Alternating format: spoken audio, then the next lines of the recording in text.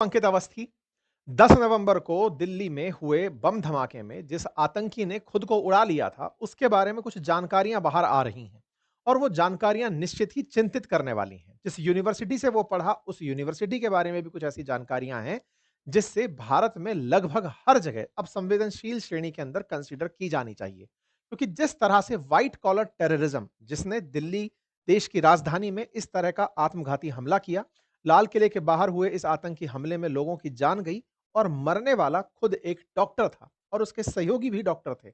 इस तरह की डॉक्टरी की जो अभ्यास कर रहा था डॉक्टर जो था वो अल फलाह यूनिवर्सिटी में था।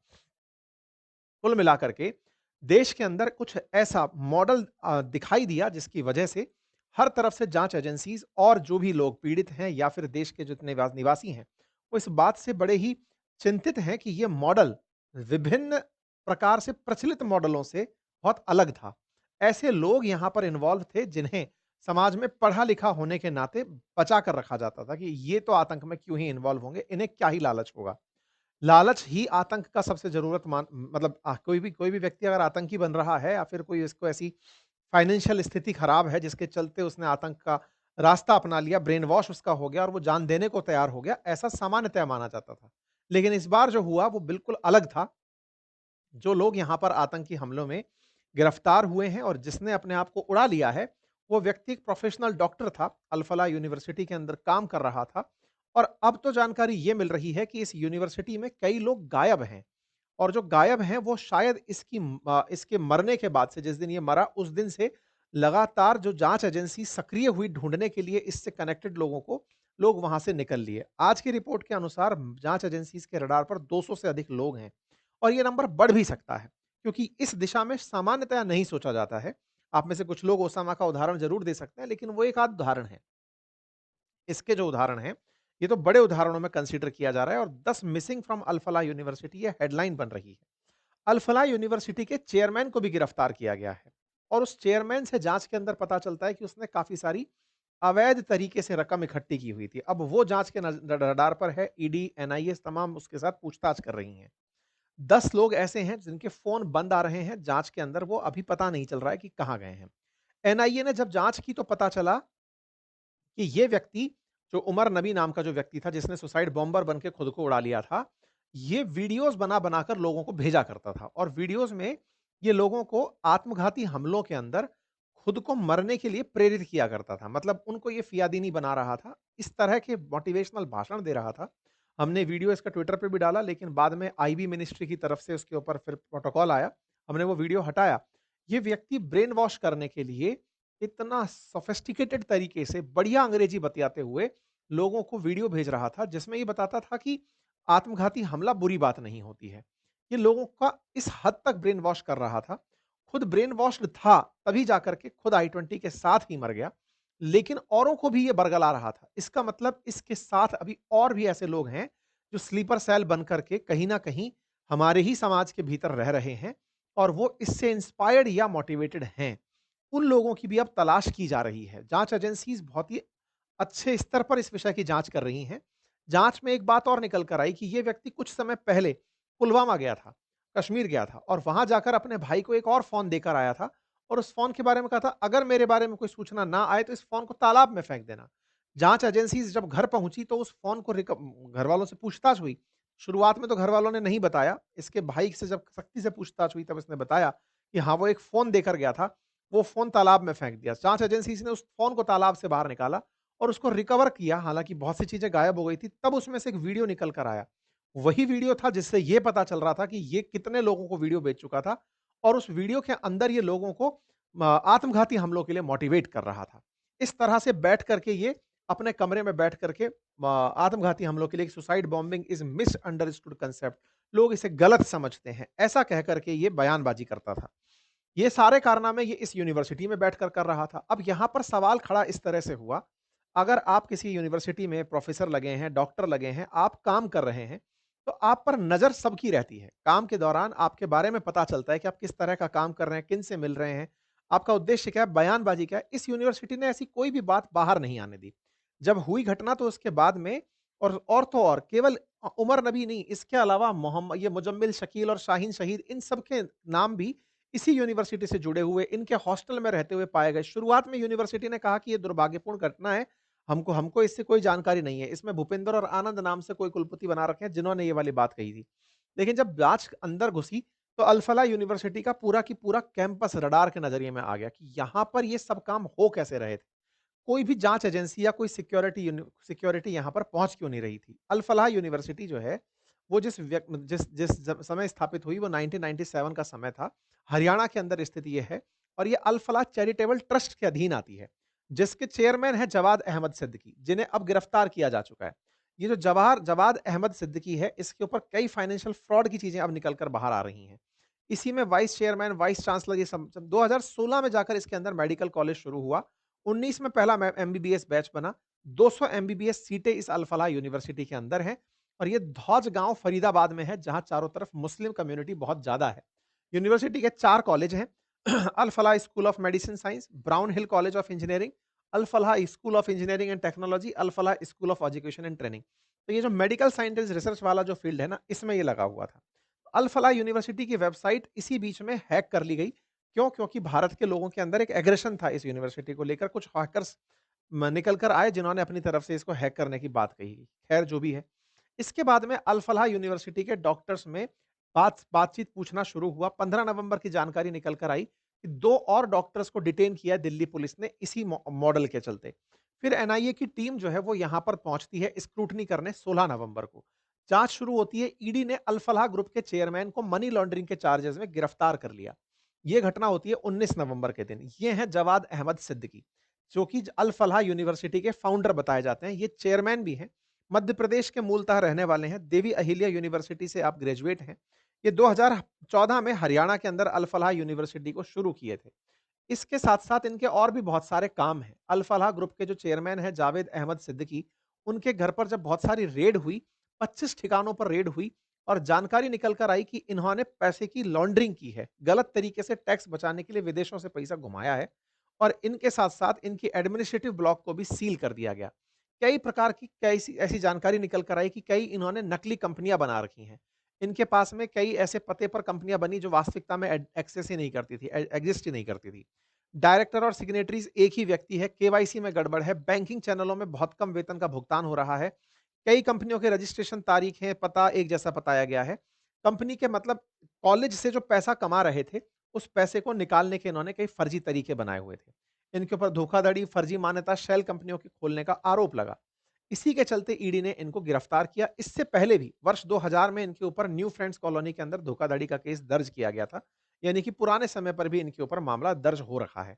7 साल में बने हुए यूनिवर्सिटी ने 415 करोड़ रुपए कमाए। ये इनके द्वारा कमाए गए पैसे की पूरी फ़हरिस्त है। जो कमाया हुआ पैसा है, चूँकि वो ट्रस्ट के अधीन था, तो उस पैसे को निकालने के लिए इन्होंने नकली वेंडर्स का उपयोग किया। जनरली स्कूल और कॉलेजेस ट्रस्ट के नाम पर बनते हैं और ये माना जाता है कि ये नॉन फॉर प्रॉफिट होते हैं। इनके कमाई संस्थान में ही लगनी होती है, लेकिन उस पैसे को निकालने के लिए नकली कंपनियों का लंबा-चौड़ा सिस्टम बनाया जाता है। आप बहुत सारे कॉलेज और स्कूल जो देखते हैं, उनको बनाने के लिए कौड़ियों के दाम पर स्कूल और कॉलेज की ज़मीन दी जाती है। ट्रस्ट के नाम पर वो ज़मीन दी जाती है, लेकिन यहीं से ही भ्रष्टाचार का सीन शुरू होता है। जो लाख-लाख रुपए की फीस लेने वाले स्कूल्स हैं, वो उस पूरी फीस को दिखाते ये हैं कि साहब ये फीस हमने स्कूल में ही खर्च कर दी। वास्तविकता में वो ट्रस्ट के नाम पर चल रही होती हैं और बहुत सारी शेल कंपनियों के थ्रू उन पेमेंट्स को लिया जा रहा होता है। स्कूल दिखाता है कि साहब हमने इतने रुपए की स्कूल में ड्रेस खरीदी, इतने की किताबें खरीदी, इतने रुपए में ये सारा काम किया, ताकि उस बिल को सेटल किया जा सके। ये बड़ा फर्जीवाड़ा है।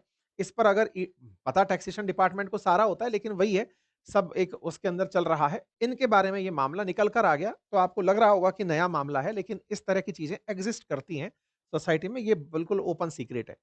सिद्दीकी के कॉर्पोरेट प्रोफाइल के बारे में पता चलता है, तो इन भाई साहब ने कई तरह की कंपनियाँ खोल रखी थी। कुल मिलाकर उन्हीं कंपनियों के नाम पर बिलिंग हो रही थी। विश्वविद्यालय के अंदर नियमों का उल्लंघन था। इससे क्या पता चलता है फर्जीवाड़े से? भाई फर्जीवाड़े से पता चलता है कि और भी हो सकता है इसके तरह के लोग भारत में बहुत हों जो इस तरह के ऑफेंडर हों। लेकिन ऑफेंस से एक बात स्थापित होती है कि जिसके दिमाग में एक बार अपराध आ गया, वो फिर किसी भी स्तर तक जा सकता है। जाँच एजेंसियों का फाइनेंशियल फ्रॉड से ज़्यादा रिलेशन इस समय आतंकी घटना से है कि तुम जब इस तरह से फाइनेंशियल फ्रॉड कर सकते हो, करोड़ों रुपए बचाने के लिए नकली कंपनियाँ बना सकते हो, तो फिर तुमको पैसे का लालच अगर मिले, तो तुम तो आतंकियों को भी पनाह दोगे। तो वो एक दिशा दूसरी तरफ खुल जाती है और यही कारण है कि इनके काफ़ी सारे ठिकानों पर रेड हुई और इनकी रेड के साथ-साथ ईडी ने इनके साथ में 13 दिन की रिमांड पर इन्हें ले लिया और पूछताछ की। इनका जो महू के अंदर घर है उसको अवैध रूप से घोषित भी कर दिया गया है। अब जब ये जाँच और बढ़ती गई तो आज सुबह की खबर के अनुसार 200 डॉक्टर फिलहाल अंडर लेंस हैं जिनके ऊपर जाँच की जा रही है। मतलब इस यूनिवर्सिटी में अभी थोड़े दिन पहले तो यूनिवर्सिटी में मेडिकल के बैचेज़ शुरू हुए हैं। अब उन डॉक्टर्स को भी अब धीरे-धीरे रडार पर लिया जा रहा है, पूछा जा रहा है। 6 हमारी एजेंसीज़ हैं जिन्होंने इसको कमांड सेंटर बना लिया है, जिसमें Delhi police, NIA, ATS, Jammu Kashmir police, ये सब अपने-अपने स्तर की इस यूनिवर्सिटी में पूछताछ कर रही हैं, लोगों से जानकारी ले रही हैं। यहाँ पर 2 प्रमुख नाम जिसमें से मुजम्मिल का नाम और ये फ़हीमा जो फ़ातिमा क्या नाम है इसका शाहीन डॉक्टर शाहीन जो है, ये दोनों लोग बहुत दिनों से इस पूरी टीम को बिल्ड करने का अंडर कवर काम कर रहे थे। मुजम्मिल जो है वो लोगों को मदद करने के लिए पहुँचता था, उन्हें फिर अपने मॉडल में शामिल होने के लिए कहता था। इसी बीच में एक और नाम निकल कर आता है और वो ये कि यहाँ पर जो कार थी ना मुजम्मिल ने कार खरीदी थी, उमर को कार दिलाने वाला जो व्यक्ति था उसको भी इसने तैयार किया था कि ये आत्मघाती हमले के लिए तैयार हो लेकिन वो तैयार नहीं हुआ और वो पीछे हट गया था। नबी और जो है ना एनआईए की जाँच में पता चला कि ये खुद जैसे और भी काफ़ी सारे लोगों को बनाना चाहता था आतंकी बनाना चाहता था आत्मघाती हमले के लिए। इसने 11 लोगों को वीडियो भेजे थे जिनमें से 7 कश्मीरी थे। बाकी 4 लोग उत्तर प्रदेश, केरल, कर्नाटक से बताए जा रहे हैं। 70 वीडियोज़ अभी तक ऐसे मिले हैं। कुल मिलाकर के इसका जो उद्देश्य था, ये बड़े स्तर पर काम करने का था। खुद ही नहीं, अपने जैसे बहुत से लोगों को खड़ा करने का था। इसके साथ-साथ इसके जो वीडियोज़ हैं, वो पूरी तरह से कई राज्यों के युवाओं तक पहुँचाए जा रहे थे। आतंकी संगठन जैश-ए-मोहम्मद ने भी यहाँ पर फंड रेज़ करने का प्रयास किया था। दिल्ली ब्लास्ट से पहले ये अपने घर पुलवामा गया था और वहाँ पर जो मोबाइल बरामद हुआ, उसमें इसके इस तरह के वीडियोज़ की शिनाख्त भी हो पाई। अब चर्चा इस बात की जाँच एजेंसीज़ कर रही हैं कि इस तरह से धर्म के नाम पर जो ब्रेन वॉश्ड युवा हैं, जिन्हें ये समझाया जा रहा है कि आत्मघाती हमला अच्छी चीज़ है, ये सब लोग कुरान की आयतों की गलत इंटरप्रिटेशन से होकर कर रहे हैं। इसके लिए सऊदी अरब का फ़ॉर्मूला अगर अपनाया जाए तो वो बेहतर होगा। सऊदी अरब ने ऐसा क्या किया था? सऊदी अरब ने जब बहुत ज़्यादा रेडिकलिज़्म बढ़ रहा था सऊदी अरब में, तो बहुत सारे ऐसे मौलवियों की फ़ौज तैयार की, जो राइट इंटरप्रिटेशन कुरान का दे सकते थे। अब देश को आवश्यकता ये है कि जो रिलीजियस टीचिंग्स हमारे देश में चल रही हैं, जो कुरान की आयतें सिखाई जा रही हैं, कुरान को जो इंटरप्रिटेट कराया जा रहा है मदरसों में, सरकार वहाँ पर अपनी तरफ से अपॉइंट करे लोगों को, जो सही इंटरप्रिटेशन दे, उनको प्रॉपर तरीके से मोटिवेशन दे, उन्हें सही प्रकार से सही राह दिखाए और उनसे ये एक्सपेक्ट किया जाए कि आपको जो दिया गया है, आप वो इंटरप्रिटेशन देंगे। जो अपनी तरफ से इंटरप्रिटेशन लोग निकाल-निकाल कर दे रहे हैं, उससे इस तरह के ब्रेन वॉश्ड युवा तैयार हो रहे हैं। सरकार को जहाँ धार्मिक स्वतंत्रता की आज़ादी की बात हम उसके अंदर करते हैं, उससे ऊपर देश की सुरक्षा को रखना होगा और देश की सुरक्षा के लिए ये जो ब्रेन वॉश्ड आप विचार करके देखिए कि डॉक्टर जैसी पढ़ाई किया हुआ व्यक्ति आत्मघाती हमले के लिए लोगों को प्रेरित कर रहा है। इससे अंदाज़ा लगाइए कि उसके दिमाग में जो भूसा भरा गया था, वो किस स्तर का होगा? उसको कितना ज़्यादा तरीके से मतलब परेशान रखा गया होगा या फिर ये समझाया गया होगा कि तुम जो सोच रहे हो, जो करने जा रहे हो, ये अल्टीमेट सत्य की प्राप्ति के लिए हो रहा है। तो ऐसे में ऐसे समाज के लोगों को, मुस्लिम समाज से भी ऐसे मौलवियों को बाहर आना होगा, जो समाज में कुरान को सही तरीके से इंटरप्रिटेट करके समझाएँ। क्योंकि कोई भी आत्मघाती हमले की जहाँ तक बात है, तो कुरान में आत्मघाती हमले को कोई भी पुण्य का काम नहीं माना गया है। लेकिन इस तरह की जो ब्रेन वॉश थ्योरी दी जाती हैं, जिससे इस तरह के लोग तैयार होते हैं, इसके खिलाफ समाज को खुद खड़ा होना पड़ेगा। अदरवाइज़ समाज के अंदर जाँच एजेंसीज़ के द्वारा बढ़ते इंटरफेरेंस से एक वैमनस्य का माहौल बढ़ेगा। बेहतर होगा कि समाज के साथ रहते हुए चीज़ें आगे बढ़ें। ये सुनिश्चित करें, वो समाज के लोग भी सुनिश्चित करें कि ऐसे युवाओं तक इस तरह की चीज़ें ना पहुँचे। ठीक है साहब? फिलहाल के लिए जाँच एजेंसीज़ अपने लेवल पर जाँच कर रही हैं। इसी बीच में पाकिस्तान से एक बयान आ जाता है। पाकिस्तान क्लेम कर देता है कि ये काम हमने कराया है। पाकिस्तान ऑक्युपाइड कश्मीर के पूर्व प्रधानमंत्री ने पाकिस्तान की असेंबली में मतलब पीओके की असेंबली के अंदर ये बयान दे दिया कि ये काम तो हमने करवाया है। लाल किले से लेकर के कश्मीर के जंगलों में हमने इतने ब्लास्ट करवा दिए कि अब इनकी डेड बॉडी काउंट नहीं हो रही है। तो पाकिस्तान खुद के खुल के सामने आ गया है।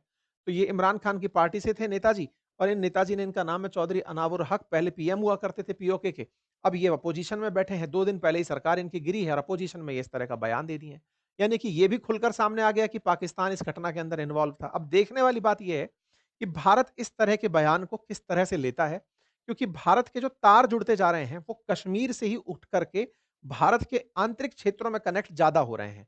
हम पाकिस्तान पर एक्शन लेने तो जाएँगे, लेकिन उससे पहले हमारे ही देश में अगर ब्रेन वॉश युवा घूम रहा है, तो उसे भी रोकने की और पकड़ने की ज़रूरत है, उसे समझने की ज़रूरत है कि कहाँ पर गड़बड़ हो रही है। पाकिस्तान को ये सब कराने के लिए हमारे ही लोग मिल गए और हमारे ही लोगों को उकसा करके उसने ये सब कर दिया। कश्मीरियों के खिलाफ भारतीयों में नफ़रत भरने का काम हो, कश्मीर के टूरिस्ट क्षेत्र में लोगों को ना भेजने की प्रेरणा देना हो, ये सब काम वो बाहर बैठे-बैठे लोगों को भड़का के करने में अगर कामयाब हुआ है, तो पहले हमें इंटरनल शुद्धि करनी होगी, पहले हमें आंतरिक रूप से इस चीज़ों को निपटना होगा और निश्चित ही जाँच एजेंसीज़ इस काम को बखूबी करेंगी।